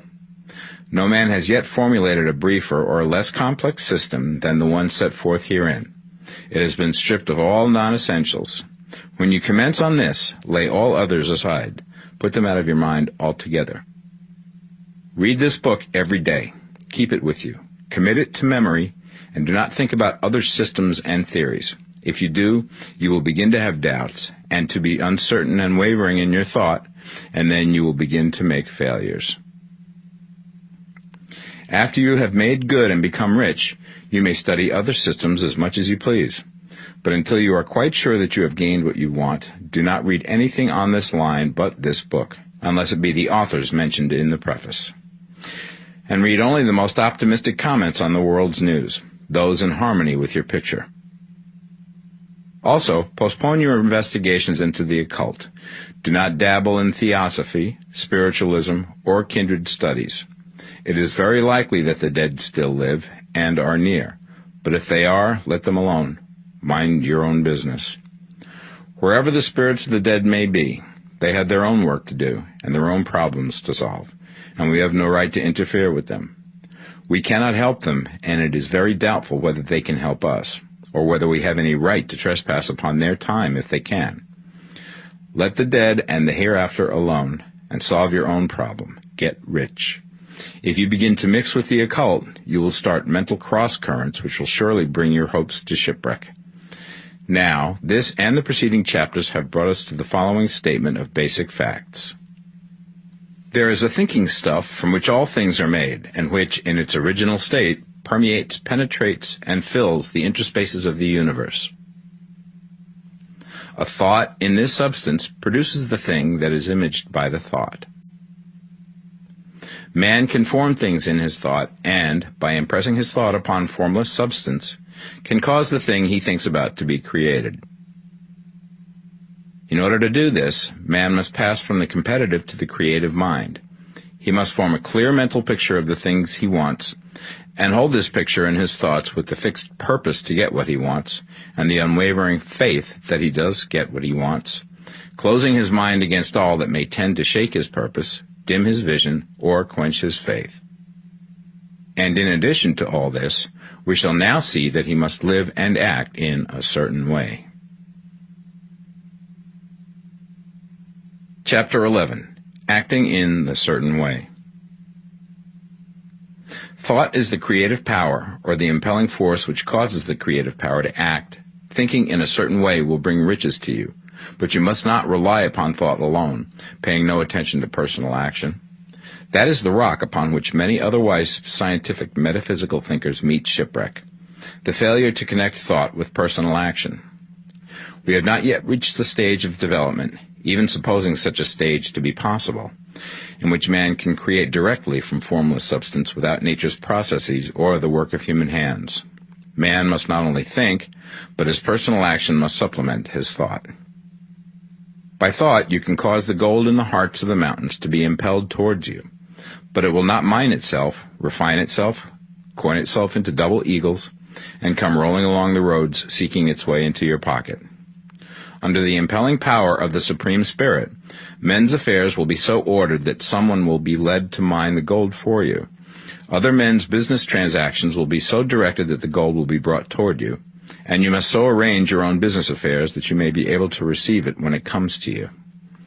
Your thought makes all things, animate and inanimate, work to bring you what you want, but your personal activity must be such that you can rightly receive what you want when it reaches you. You are not to take it as charity, nor to steal it. You must give every man more in use value than he gives you in cash value. The scientific use of thought consists in forming a clear and distinct mental image of what you want, in holding fast to the purpose to get what you want, and in realizing with grateful faith that you do get what you want. Do not try to project your thought in any mysterious or occult way with the idea of having it go out and do things for you. That is a wasted effort and will weaken your power to think with sanity. The action of thought in getting rich is fully explained in the preceding chapters. Your faith and purpose positively impress your vision upon formless substance, which has the same desire for more life that you have. And this vision, received from you, sets all the creative forces at work in and through their regular channels of action, but directed towards you. It is not your part to guide or supervise the creative process. All you have to do with that is to retain your vision, stick to your purpose, and maintain your faith and gratitude. But you must act in a certain way, so that you can appropriate what is yours when it comes to you, so that you can meet the things you have in your picture and put them in their proper places as they arrive. You can really see the truth of this. When things reach you, they will be in the hands of other men, who will ask an equivalent for them. And you can only get what is yours by giving the other man what is his.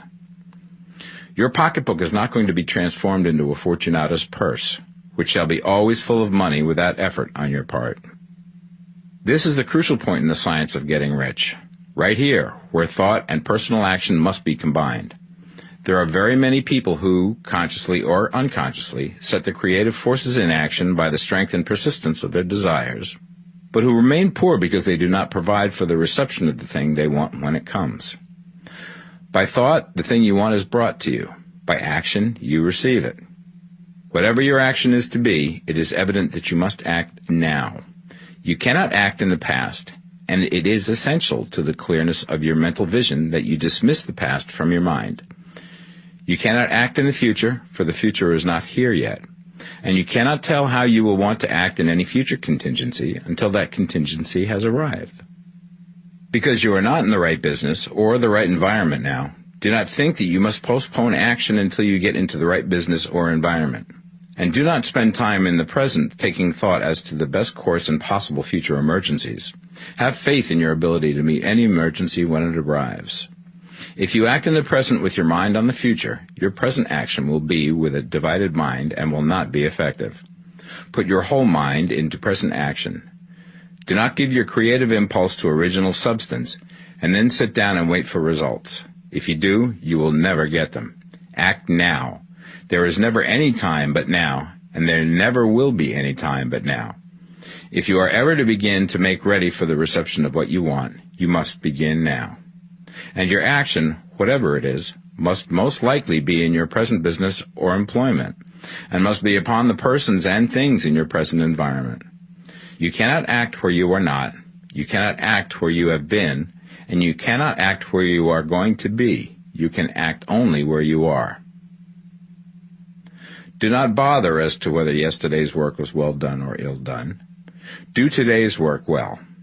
Do not try to do tomorrow's work now. There will be plenty of time to do that when you get to it.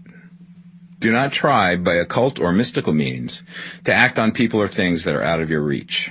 Do not wait for a change of environment. Before you act, get a change of environment by action. You can so act upon the environment in which you are now as to cause yourself to be transferred to a better environment.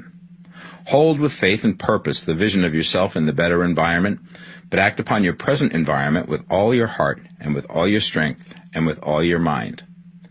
Do not spend any time in daydreaming or castle building. Hold to the one vision of what you want and act now. Do not cast about seeking some new thing to do, or some strange, unusual, or remarkable action to perform as a first step towards getting rich. It is probable that your actions, at least for some time to come, will be those you have been performing for some time past, but you are to begin now to perform these actions in a certain way, which will surely make you rich. If you are engaged in some business and feel that it is not the right one for you, do not wait until you get into the right business before you begin to act. Do not feel discouraged or sit down and lament because you are misplaced. No man was ever so misplaced that he could not find the right place, and no man ever became so involved in the wrong business but that he could get into the right business. Hold the vision of yourself in the right business, with the purpose to get into it, and the faith that you will get into it and are getting into it, but act in your present business.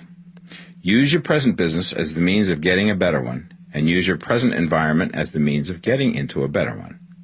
Your vision of the right business, if held with faith and purpose, will cause the Supreme to move the right business towards you, and your action, if performed in a certain way, will cause you to move towards the business. If you are an employee or wage earner and feel that you must change places in order to get what you want, do not project your thought into space and rely upon it to get you another job. It will probably fail to do so. Hold the vision of yourself in the job you want, while you act with faith and purpose on the job you have, and you will certainly get the job you want.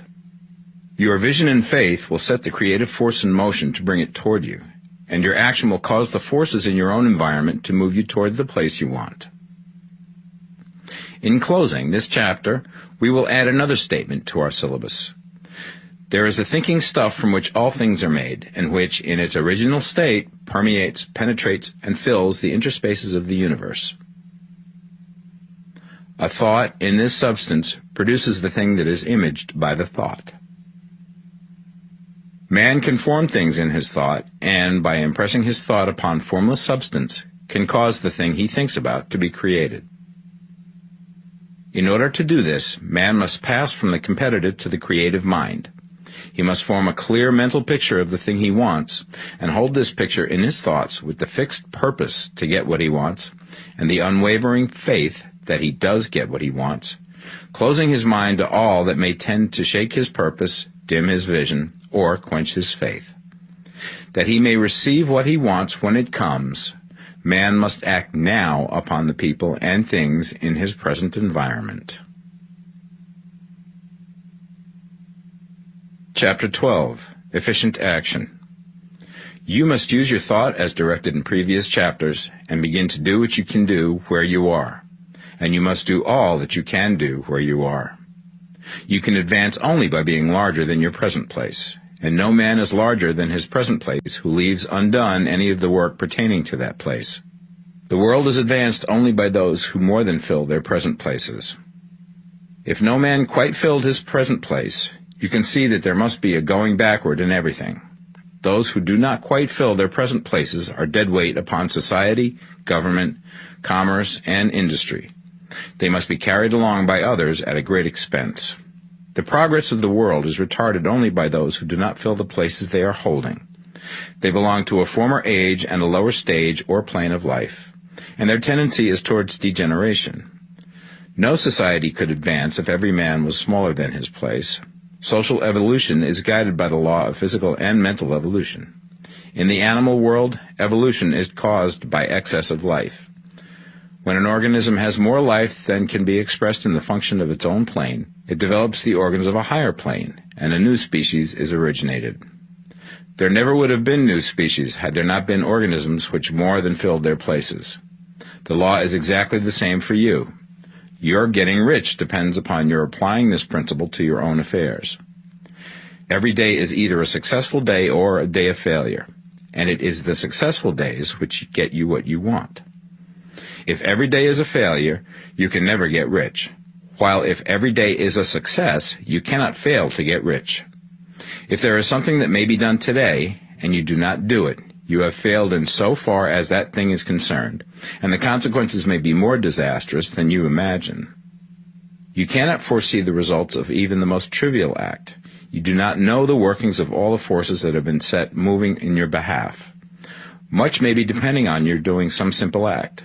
It may be the very thing which is to open the door of opportunity to very great possibilities.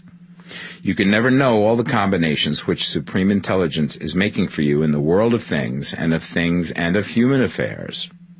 Your neglect or failure to do some small thing may cause a long delay in getting what you want. Do, every day, all that can be done that day. There is, however, a limitation or qualification of the above that you must take into account. You are not to overwork, not to rush blindly into your business in the effort to do the greatest possible number of things in the shortest possible time. You are not to try to do tomorrow's work today, nor to do a week's work in a day. It is really not the number of things you do, but the efficiency of each separate action that counts. Every act is, in itself, either a success or a failure. Every act is, in itself, either effective or inefficient. Every inefficient act is a failure, and if you spend your life in doing inefficient acts, your whole life will be a failure. The more things you do, the worse for you if all your acts are inefficient ones. On the other hand, every efficient act is a success in itself, and if every act of your life is an efficient one, your whole life must be a success. The cause of failure is doing too many things in an inefficient manner, and not doing enough things in an efficient manner. You will see that it is a self-evident proposition that if you do not do any inefficient acts, and if you do a sufficient number of efficient acts, you will become rich. If, now, it is possible for you to make each act an efficient one, you see again that the getting of riches is reduced to an exact science, like mathematics. The matter turns, then, on the questions whether you can make each separate act a success in itself, and this you certainly can do. You can make each act a success because all power is working with you, and all power cannot fail. Power is at your service, and to make each act efficient, you have only to put power into it. Every action is either strong or weak, and when everyone is strong, you are acting in a certain way, which will make you rich. Every act can be made strong and efficient by holding your vision while you are doing it, and putting the whole power of your faith and purpose into it. It is at this point that the people fail who separate mental power from personal action. They use the power of the mind in one place and at one time, and they act in another place at another time. So their acts are not successful in themselves. Too many of them are inefficient. But if all power goes into every act, no matter how commonplace, every act will be a success in itself. And as in the nature of things, every success opens the way to other successes, your progress towards what you want and the progress of what you want toward you will become increasingly rapid. Remember that successful action is cumulative in its results, since the desire for more life is inherent in all things. When a man begins to move towards larger life, more things attach themselves to him, and the influence of his desire is multiplied. Do, every day, all that you can do that day, and do each act in an efficient manner. In saying that you must hold your vision while you are doing each act, however trivial or commonplace, I do not mean to say that it is necessary at all times to see the vision distinctly to its smallest details. It should be the work of your leisure hours to use your imagination on the details of your vision, and to contemplate them until they are firmly fixed upon memory. If you wish speedy results, spend practically all your spare time in this practice. By continuous contemplation, you will get the picture of what you want, even to the smallest details, so firmly fixed upon your mind and so completely transferred to the mind of formless substance, that in your working hours you need only to mentally refer to the picture to stimulate your faith and purpose, and cause your best effort to be put forth. Contemplate your picture in your leisure hours until your consciousness is so full of it that you can grasp it instantly. You will become so enthused with its bright promises that the mere thought of it will call forth the strongest energies of your whole being. Let us again repeat our syllabus, and by slightly changing the closing statements, bring it to the point we have now reached. There is a thinking stuff from which all things are made, and which, in its original state, permeates, penetrates, and fills the interspaces of the universe. A thought in this substance produces the thing that is imaged by the thought. Man can form things in his thought, and, by impressing his thought upon formless substance, can cause the thing he thinks about to be created. In order to do this, man must pass from competitive to the creative mind. He must form a clear mental picture of the thing he wants, and do, with faith and purpose, all that can be done each day, doing each separate thing in an efficient manner.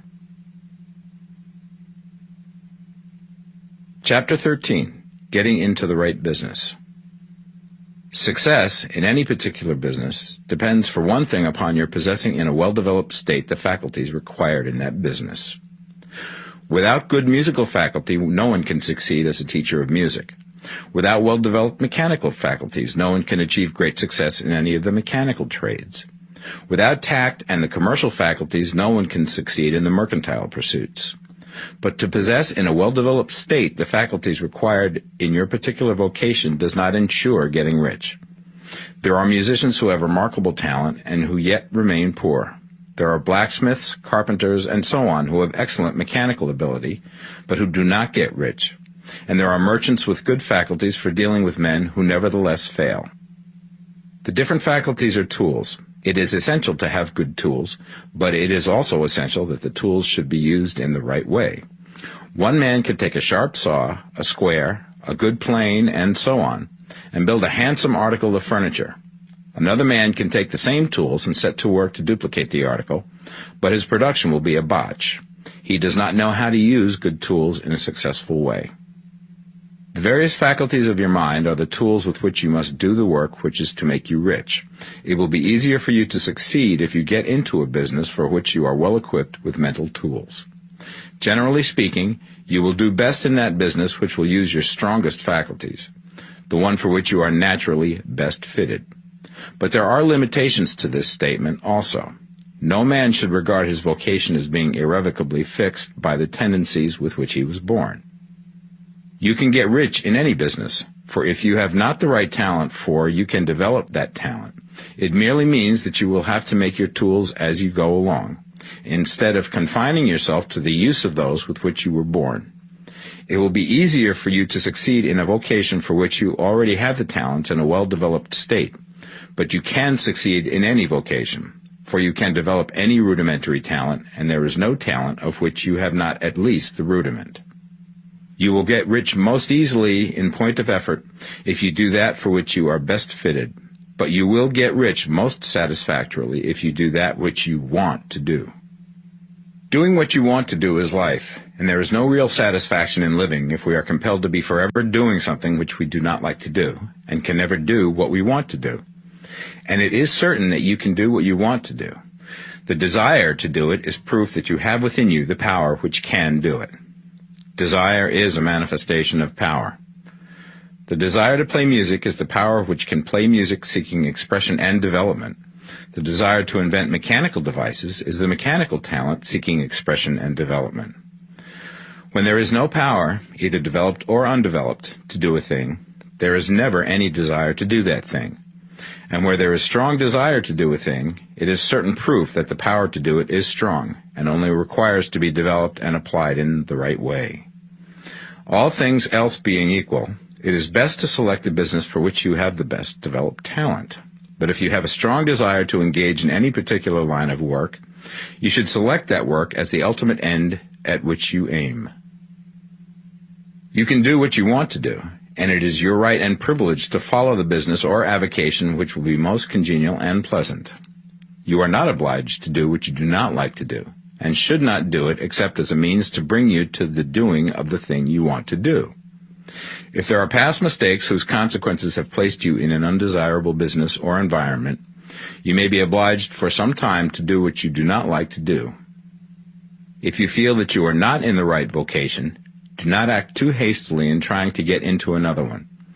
The best way, generally, to change business or environment is by growth. Do not be afraid to make a sudden and radical change if the opportunity is presented, and you feel, after careful consideration, that it is the right opportunity.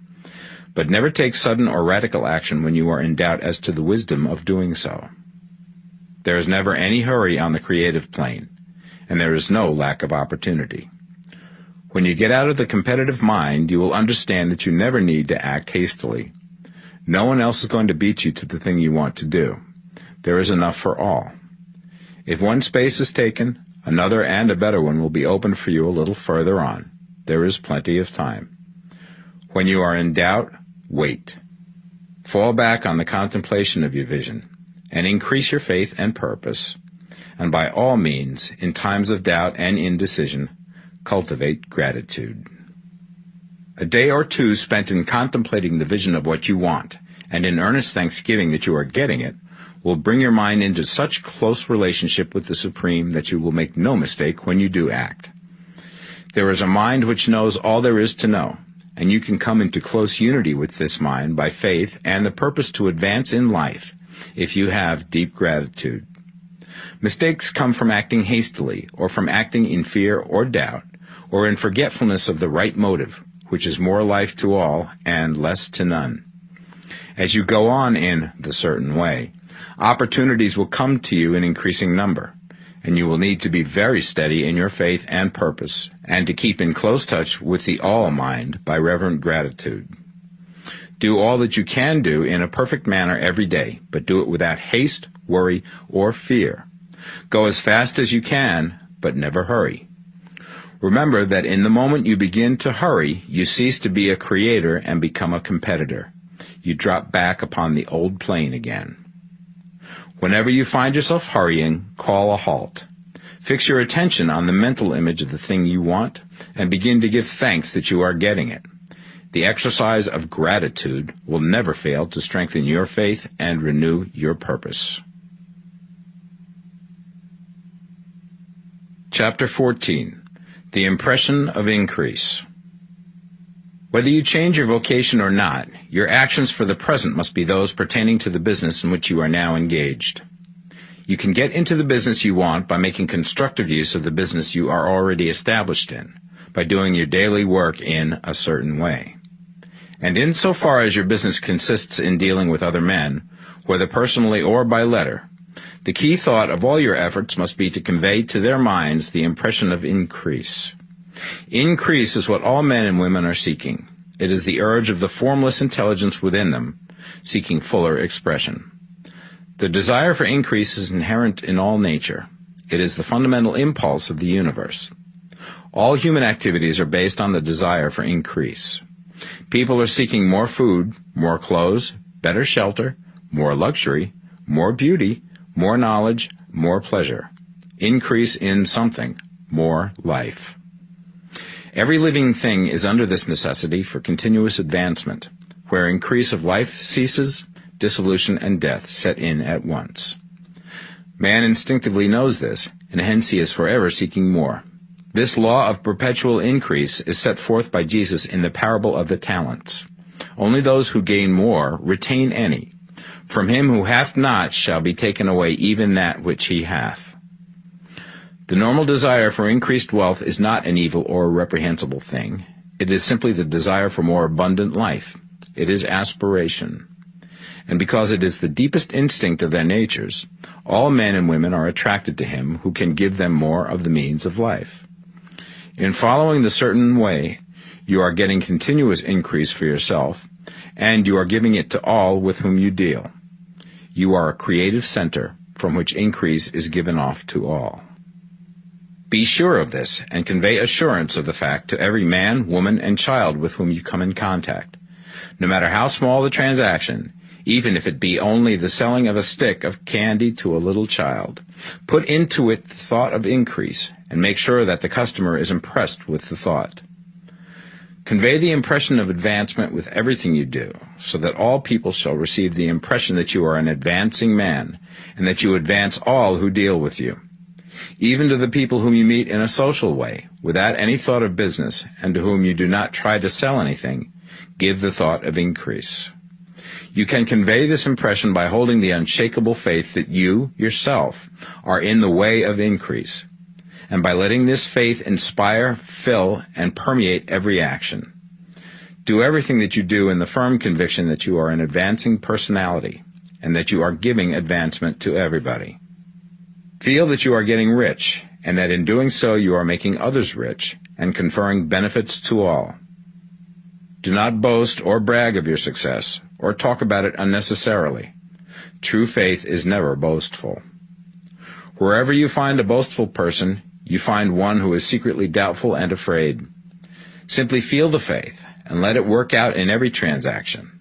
Let every act and tone and look express the quiet assurance that you are getting rich, that you are already rich. Words will not be necessary to communicate this feeling to others. They will feel the sense of increase when in your presence, and will be attracted to you again. You must so impress others that they will feel that in associating with you they will get increase for themselves. See that you give them a use value greater than the cash value you are taking from them.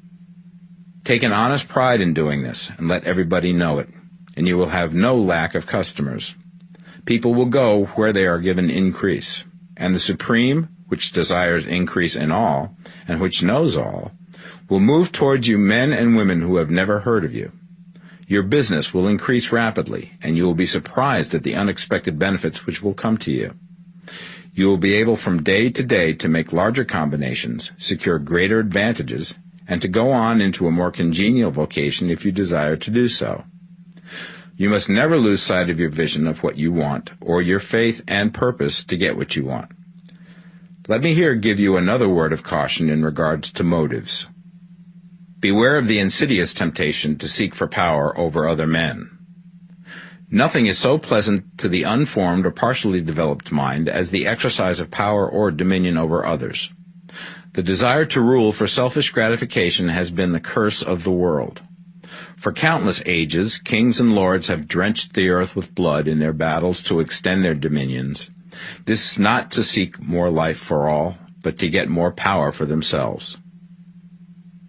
Today, the main motive in the business and industrial world is the same. Men marshal their armies of dollars and lay waste the lives and hearts of millions in the same mad scramble for power over others. Commercial kings, like political kings, are inspired by the lust for power. Jesus saw in this desire for mastery the moving impulse of that evil world he sought to overthrow. Read the 23rd chapter of Matthew and see how he pictures the lust of the Pharisees to be called master, to sit in the high places, to domineer over others, and to lay burdens on the backs of the less fortunate. And note how he compares this lust for dominion with the brotherly seeking for the common good to which he calls his disciples.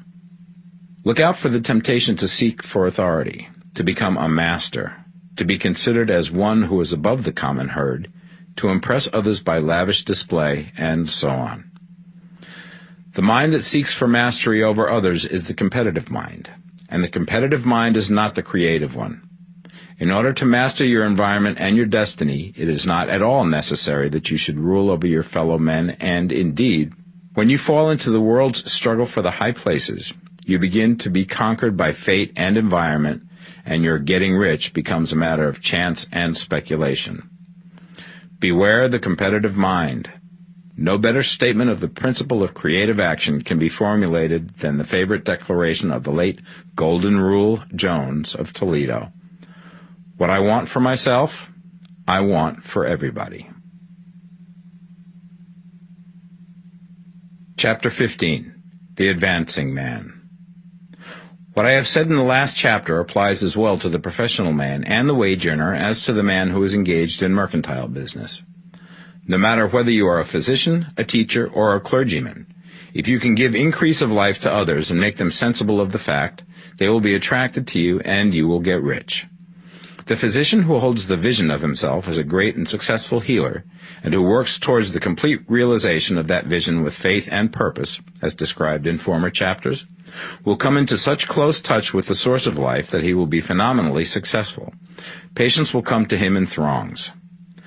No one has a greater opportunity to carry into effect the teaching of this book than the practitioner of medicine. It does not matter to which of the various schools he may belong, for the principle of healing is common to all of them, and may be reached by all alike. The advancing man in medicine, who holds to a clear mental image of himself as successful, and who obeys the laws of faith, purpose, and gratitude, will cure every curable disease he undertakes, no matter what remedies he may use. In the field of religion, the world cries out for the clergyman who can teach his hearers the true science of abundant life. He who masters the details of the science of getting rich, together with the allied sciences of being well, of being great, and of winning love, and who teaches these details from the pulpit, will never lack for a congregation. This is the gospel that the world needs. It will give increase of life, and men will hear it gladly, and will give liberal support to the man who brings it to them. What is now needed is a demonstration of the science of life from the pulpit. We want preachers who can not only tell us how, but who, in their own persons, will show us how. We need the preacher who will himself be rich, healthy, great, and beloved, to teach us how to attain to these things, and when he comes, he will find a numerous and loyal following. The same is true of the teacher who can inspire the children with the faith and purpose of the advancing life. He will never be out of a job. And any teacher who has this faith and purpose can give it to his pupils. He cannot help giving it to them if it is part of his own life and practice. What is true of the teacher, preacher, and physician is true of the lawyer, dentist, real estate man, insurance agent, of everybody. The combined mental and personal action I have described is infallible. It cannot fail. Every man and woman who follows these instructions steadily, perseveringly, and to the letter will get rich. The law of the increase of life is as mathematically certain in its operation as the law of gravitation. Getting rich is an exact science. The wage earner will find this as true of his case as of any others mentioned. Do not feel that you have no chance to get rich because you are working where there is no visible opportunity for advancement, where wages are small and the cost of living high.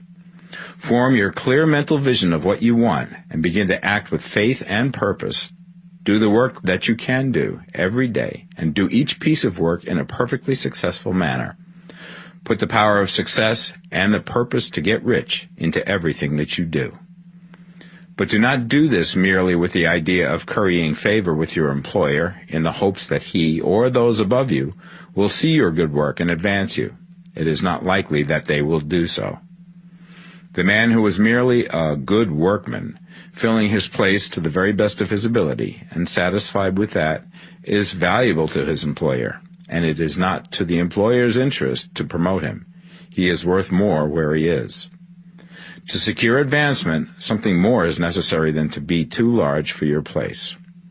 The man who is certain to advance is the one who is too big for his place, and who has a clear concept of what he wants to be, who knows that he can become what he wants to be, and who is determined to be what he wants to be. Do not try to more than fill your present place with a view to pleasing your employer. Do it with the idea of advancing yourself. Hold the faith and purpose of increase during work hours, after work hours, and before work hours. Hold it in such a way that every person who comes in contact with you, whether foreman, fellow workman, or social acquaintance, will feel the power of purpose radiating from you, so that everyone will get the sense of advancement and increase from you. Men will be attracted to you, and if there is no possibility for advancement in your present job, you will very soon see an opportunity to take another job. There is a power which never fails to present opportunity to the advancing man who is moving in obedience to law. God cannot help helping you if you act in a certain way. He must do so in order to help himself. There is nothing in your circumstances or in the industrial situation that can keep you down. If you cannot get rich working for the Steel Trust, you can get rich on a 10-acre farm. And if you begin to move in the certain way, you will certainly escape from the clutches of the Steel Trust and get on to the farm or wherever else you wish to be. If a few thousands of its employees would enter upon the certain way, the Steel Trust would soon be in a bad plight. It would have to give its working men more opportunity or go out of business. Nobody has to work for a trust. The trusts can keep men in so-called hopeless conditions only so long as there are men who are too ignorant to know of the science of getting rich, or too intellectually slothful to practice it. Begin this way of thinking and acting, and your faith and purpose will make you quick to see any opportunity to better your condition. Such opportunities will speedily come, for the Supreme, working in all and working for you, will bring them before you. Do not wait for an opportunity to be all that you want to be. When an opportunity to be more than you are now is presented, and you feel impelled toward it, take it. It will be the first step towards a greater opportunity. There is no such thing possible in this universe as a lack of opportunities for the man who is living the advancing life. It is inherent in the constitution of the cosmos that all things shall be for him and work together for his good, and he must certainly get rich if he acts and thinks in the certain way. So let wage-earning men and women study this book with great care, and enter with confidence upon the course of action it prescribes. It will not fail. Chapter 16. Some Cautions and Concluding Observations. Many people will scoff at the idea that there is an exact science of getting rich. Holding the impression that the supply of wealth is limited, they will insist that social and governmental institutions must be changed before even any considerable number of people can acquire a competence. But this is not true. It is true that existing governments keep the masses in poverty, but this is because the masses do not think and act in the certain way. If the masses begin to move forward as suggested in this book, neither governments nor industrial systems can check them. All systems must be modified to accommodate the forward movement. If the people have the advancing mind, have the faith that they can become rich, and move forward with the fixed purpose to become rich, nothing can possibly keep them in poverty. Individuals may enter upon the certain way at any time and under any government, and may make themselves rich. And when any considerable number of individuals do so under any government, they will cause the system to be so modified as to open the way for others. The more men who get rich on the competitive plane, the worse for others. The more who get rich on the creative plane, the better for others. The economic salvation of the masses can only be accomplished by getting a large number of people to practice the scientific method set down in this book and become rich. These will show others the way and inspire them with a desire for real life, with the faith it can be attained, and with the purpose to attain it. For the present, however, it is enough to know that neither the government under which you live nor the capitalistic or competitive system of industry can keep you from getting rich. When you enter upon the creative plane of thought, you will rise above all these things and become a citizen of another kingdom. But remember that your thought must be held upon the creative plane. You are never for an instant to be betrayed into regarding the supply as limited, or into acting on the moral level of competition. Whenever you do fall into old ways of thought, correct yourself instantly, for when you are in the competitive mind, you have lost the cooperation of the mind of the whole.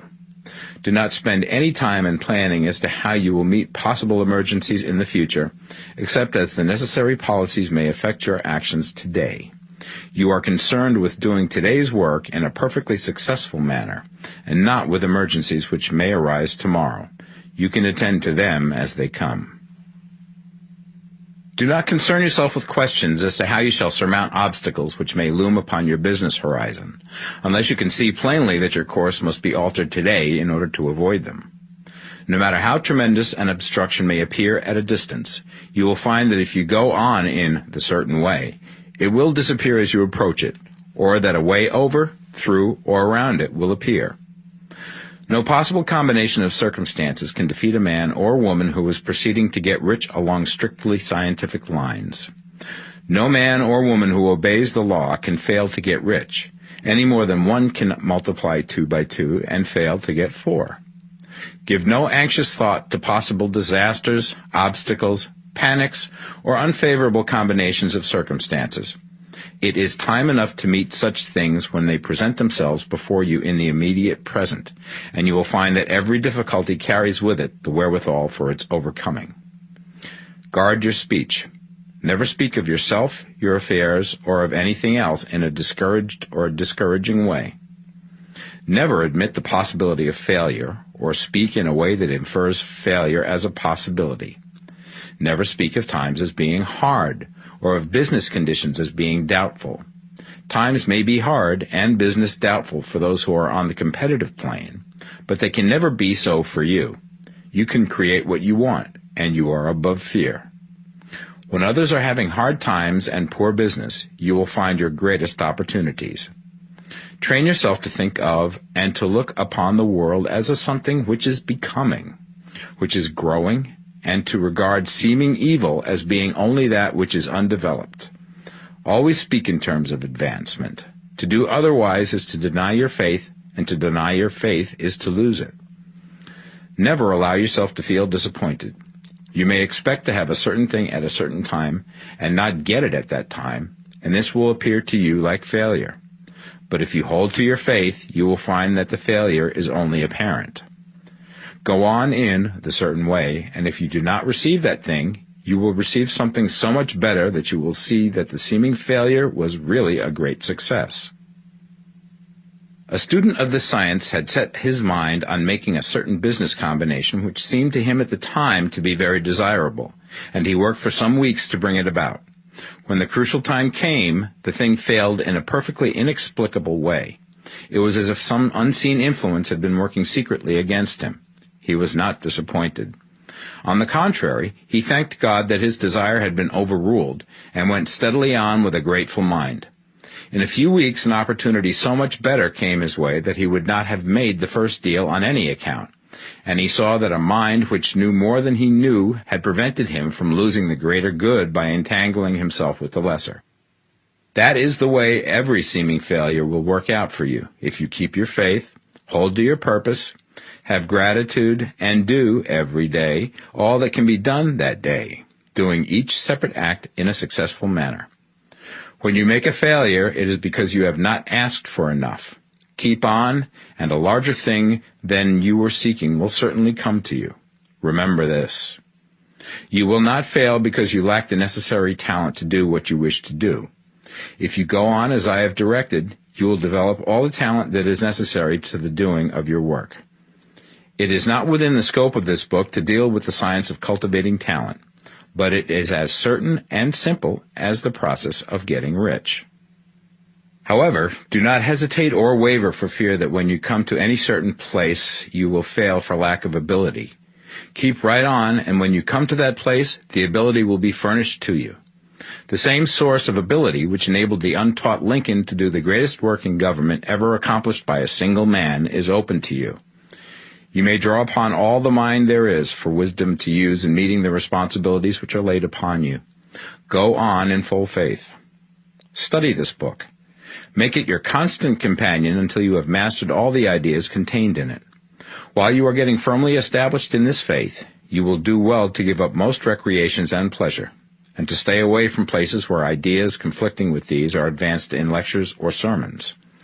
Do not read pessimistic or conflicting literature or get into arguments upon the matter. Do very little reading, outside of the writers mentioned in the preface. Spend most of your leisure time in contemplating your vision, and in cultivating gratitude, and in reading this book.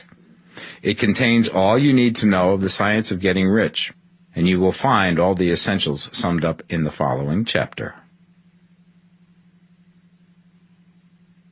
Chapter 17. Summary of the Science of Getting Rich. There is a thinking stuff from which all things are made, and which, in its original state, permeates, penetrates, and fills the interspaces of the universe. A thought in this substance produces the thing that is imaged by the thought. Man can form things in his thought, and by impressing his thought upon formless substance can cause the thing he thinks about to be created. In order to do this, man must pass from the competitive to the creative mind, otherwise he cannot be in harmony with the formless intelligence, which is always creative and never competitive in spirit. Man may come into full harmony with the formless substance by entertaining a lively and sincere gratitude for the blessings it bestows upon him. Gratitude unifies the mind of man with the intelligence of substance, so that man's thoughts are received by the formless. Man can remain upon the creative plane only by uniting himself with the formless intelligence through a deep and continuing feeling of gratitude. Man must form a clear and definite mental image of the things he wishes to have, to do, or to become, and he must hold this mental image in his thoughts, while being deeply grateful to the Supreme that all his desires are granted to him. The man who wishes to get rich must spend his leisure hours in contemplating his vision, and in earnest thanksgiving that the reality is being given to him. Too much stress cannot be laid on the importance of frequent contemplation of the mental image, coupled with unwavering faith and devout gratitude. This is the process by which the impression is given to the formless, and the creative forces set in motion. The creative energy works through the established channels of natural growth, and of the industry and social order. All that is included in his mental image will surely be brought to the man who follows the instructions given above, and whose faith does not waver. What he wants will come to him through the ways of established trade and commerce.